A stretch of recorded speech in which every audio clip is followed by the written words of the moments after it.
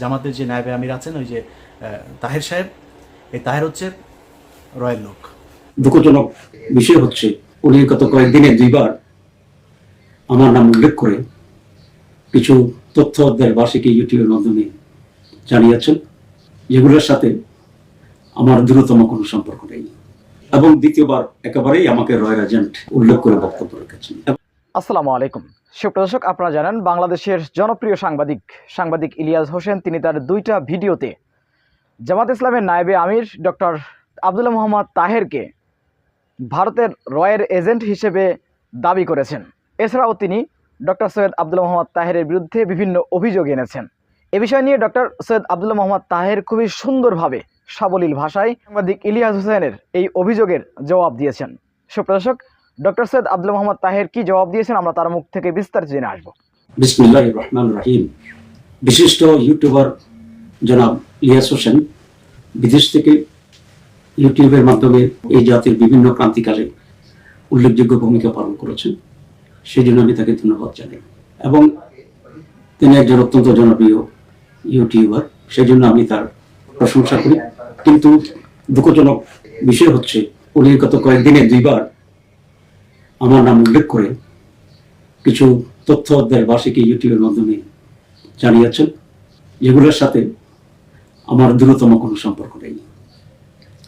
তিনি বলেছেন প্রথমবার যে ভারতের সাথে আমি বিশেষ সম্পর্ক রাখি, এবং দ্বিতীয়বার একেবারেই আমাকে রয়ের এজেন্ট উল্লেখ করে বক্তব্য রেখেছেন। এবং ওনার বক্তব্যে উনি বলেছেন যে উনি শুনেছেন এবং কেউ ওনাকে এই বিষয়টি বলেছে।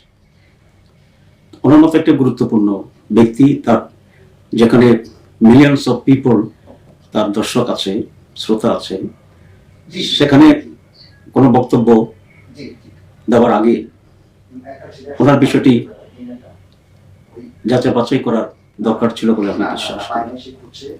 কেউ কিছু একটা বলেছে আর তদন্ত বা যাচাই বাছাই না করে উনি ইউটিউবে প্রচার করে দেবেন, এটি সমীচীন নয় বলে আমি মনে করি, এবং এতে করে সত্যের অপলাপ হইতে পারে। এ বিষয়ে আমার বক্তব্য অত্যন্ত স্পষ্ট যে আমি ভারত বা নয়, কোনো বিদেশের কোনো গোয়েন্দা সংস্থার সাথে আমার বিশেষ কোনো সম্পর্ক নেই। এবং আমি যে দল করি এটি অত্যন্ত উচ্চ নৈতিকতা এবং জবাবদিহিতার ভিত্তিতে পরিচালিত হবে।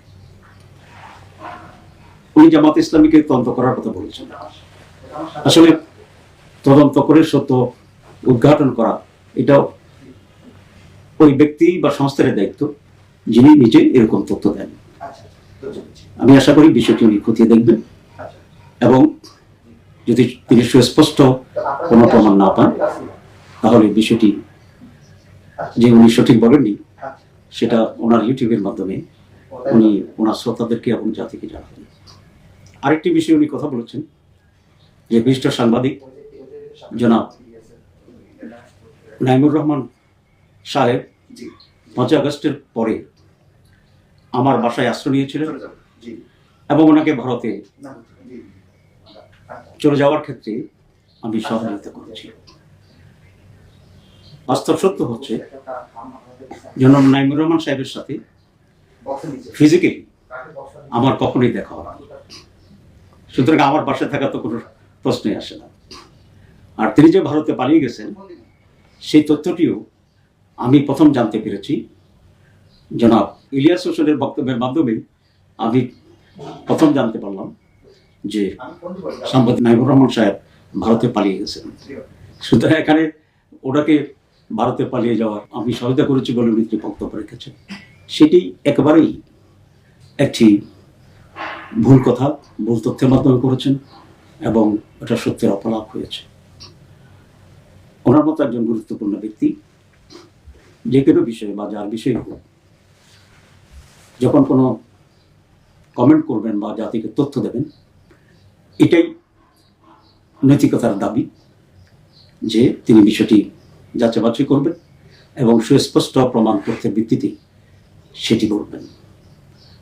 আমি ওনার কাছ থেকে কমপক্ষে এই ধরনের নৈতিক আচরণ আশা করি, কারণ মিথ্যা তথ্যের ভিত্তিতে যদি সংবাদ পরিবেশিত হয়, এটা মানুষকে বিভ্রান্ত করতে পারে এবং এটা কোনোভাবেই এই দেশের বা দেশের মানুষের জন্য কল্যাণকর হতে পারে না।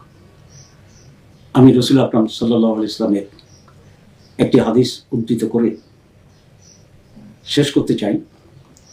রসুল আকরাম সাল্লাল্লাহু আলাইহি বলেছেন, মিথ্যা বলার জন্য এটি যথেষ্ট যে কোনো ব্যক্তি কিছু একটা শুনল,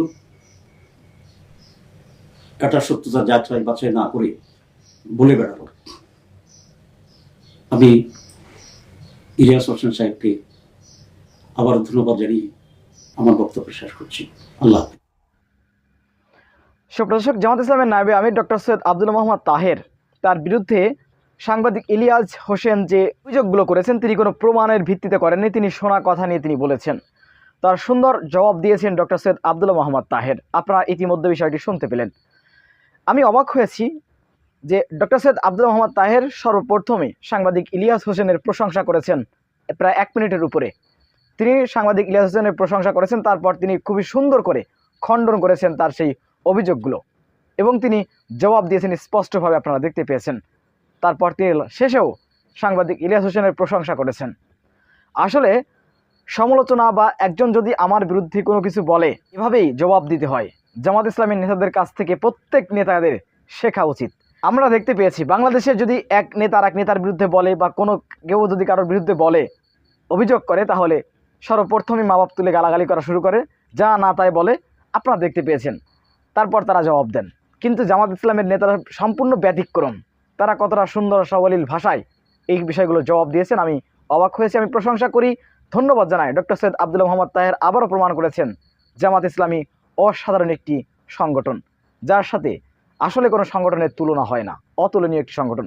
সুপ্রদর্শক, সাংবাদিক ইলিয়াস হোসেন জামাত ইসলামের নায়েবে আমির ডক্টর সৈয়দ আব্দুল মোহাম্মদ তাহেরের বিরুদ্ধে যে অভিযোগ করেছেন, তিনি সেই অভিযোগের জবাব দিয়েছেন ডক্টর সৈয়দ আব্দুল মোহাম্মদ তাহের। বিষয়টি আপনারা কীভাবে দেখছেন অবশ্যই আপনাদের মূল্যবান মন্তব্য কমেন্ট বক্সে জানাবেন। সবসময় সত্য নির্ভরশীল তথ্য পেতে স্বাধীন বাংলা ইউটিউব চ্যানেলটি সাবস্ক্রাইব করে আমাদের সাথে থাকুন। আসসালামু আলাইকুম রহমতুল্লাহি ওয়া বারাকাতুহু।